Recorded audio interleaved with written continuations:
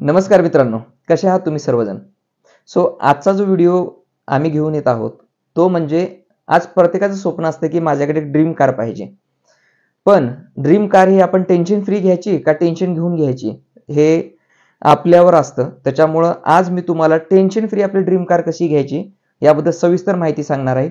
त्यामुळं हा व्हिडिओ जो आहे तुम्ही शेवटपर्यंत बघा, जेणेकरून तुम्हाला सर्व माहिती स्टेप बाय स्टेप लक्षात येईल. सर्वात महत्त्वाचा आपण सिक्वेन्स बघूया. जनरली आपण पहिलं आपल्या लहानपणापासून ते 25 वर्षापर्यंत शिक्षण घेत असतो, बरोबर? 25 वर्षे मग आपण अर्निंगला लागतो. अर्निंगला लागल्यानंतर आपले स्वप्न काही वेगळेच असतात, ट्रॅव्हल करणं, फिरणं वगैरे ह्या गोष्टी. आपण वयाच्या 30च्या जवळपास आल्यानंतर आपण विचार करतो की नाही आता घर असायला पाहिजे. मग आपण घर घेतल्याबरोबर इमिडिएटली काय होतं की आपण 1-1.5 वर्षामध्येच कार इमिडिएटली परचेस करतो. बरं, कार परचेस करते आपण काय करतो की त्यामध्ये डाऊन पेमेंट 10% किंवा 15% करतो.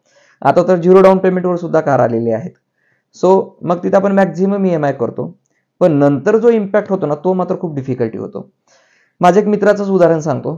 त्यांनी लॉकडाऊनमध्ये म्हणजे लॉकडाऊनच्या 1.5-2 वर्ष अगोदर त्यांनी घर घेतलं. घर घेतल्यानंतर 1 वर्षानंतर कार परचेस केली. कार चांगली घेतली. 20 ते 22 लाख रुपयाची कार घेतली. सरासरी EMI 30 ते 32 हजार रुपये येत होता. घराचा एक EMI 70,000 रुपये झाले 1 लाख रुपये. त्यांची सॅलरी होती 1.5 लाख रुपये, 25 ते 30 हजार रुपये घर खर्च. आणि अचानक काय झालं, लॉकडाऊनमध्ये जॉबचे इम्पॅक्ट बऱ्याच कंपन्यांनी त्यांच्या सॅलरी जी आहेत एम्प्लॉईच्या त्या डिक्रीज केल्या. आणि यामध्ये यांचं इन्कम जे आहे ते 1.5 लाखावरून 1.25 लाख केलं. आणि यांचा बेसिक खर्च होता 1,30,000. दर महिन्याला ते 5,000 शॉर्टेज पडायचे. मग त्यांनी क्रेडिट कार्ड वापरायला सुरुवात केली. आणि मग त्यावेळेस कळालं की अरे कारचा EMI खूप मला जास्त होतोय. ही सिच्युएशन कशामुळे आली, तर त्यांनी त्यासाठी काही डाऊन पेमेंटचं प्रोव्हिजनच नव्हतं. ही सिच्युएशन जी आहे, कदाचित तुम्ही जरी उद्या कार घेत असाल तर तुमच्याकडे येऊ नये, म्हणूनच यामध्ये काय तुम्हाला महत्त्वाच्या ट्रिक्स सांगणार आहे. तुम्ही बऱ्याच वेळा ऐकलं असणार की घरासाठी प्री लोन EMI ऑफर वगैरे अशा ऐकल्यात, बरोबर? पण आपल्याकडे कार घेण्यासाठी प्री लोन EMI ऑफर आहे. ते मी तुम्हाला सांगणार आहे. सर्वात महत्त्वाचं काय करायचं की समजा तुम्ही घर घेतल्यानंतर तुम्हाला कार घ्यायची असेल तर शोरूमला जायचं आणि पहिले एस्टिमेट घ्यायचं कारचं.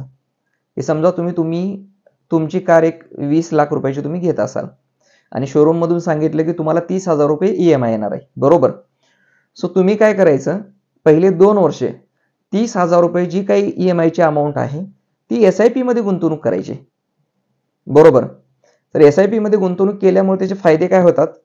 सर्वात महत्त्वाचं, पहिलं तुम्ही 30,000 रुपये जे 2 वर्ष गुंतवणूक करता, तर SIP मध्ये ॲव्हरेज 12% जरी रिटर्न मिळाले तरी 8 ते 8.5 लाख रुपये जमा होतात. हे 30,000 रुपये गुंतवणूक केल्यामुळं. दुसरं महत्त्वाचं, 30,000 रुपये EMI आल्यानंतर मला इझिली असणार आहे की डिफिकल्टी असणार आहे, हे लक्षात येतं. हा एक दुसरा फायदा आहे. आणि तिसरा फायदा काय होतो की जर समजा तुम्ही कार घेतली 20 लाखाची तर तुमच्याकडे 2 वर्षामध्ये 8 लाख रुपये जमा झालेले आहेत. म्हणजेच काय, तर तुमच्याकडे 40% डाऊन पेमेंट तयार झालेलं आहे मित्रांनो. तर 40% डाऊन पेमेंट झालं असल्यामुळं तुम्हाला लोन किती अमाऊंटचं घ्यावं लागणार आहे? 12 लाख रुपयाचं.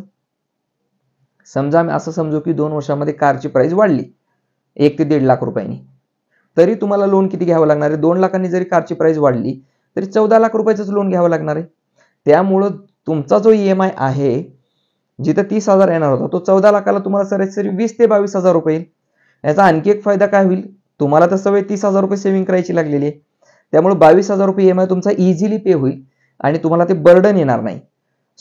या पद्धतीने जर तुम्ही या ट्रिक्स फॉलो करून तुम्ही तुमची ड्रीम कार परचेस केली तर तुम्हाला टेन्शन येणार नाही आणि त्यामुळं तुमच्याकडे फायनान्शियल जे काही कॅल्क्युलेशन आहेत ते सुद्धा गडबड होणार नाहीत.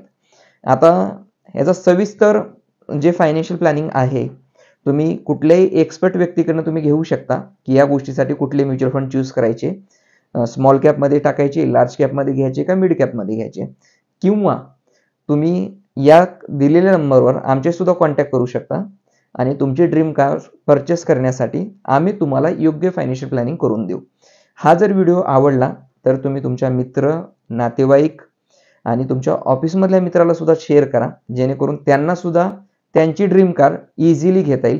आणि सर्वात महत्त्वाचं, ही तर मी तुम्हाला एक ट्रिक्स सांगितली, पण याच्या अगोदर चॅनलला मी 15 ते 20 ट्रिक्स दिलेले आहेत फायनान्शियल प्लॅनिंगमध्ये आणि इथून पुढे सुद्धा माझ्याकडे अशा भरपूर टिप्स आहेत जे मी तुम्हाला देणार आहे. त्यामुळं चॅनलला सबस्क्राईब करा आणि बेल आयकॉनला प्रेस करायला विसरू नका.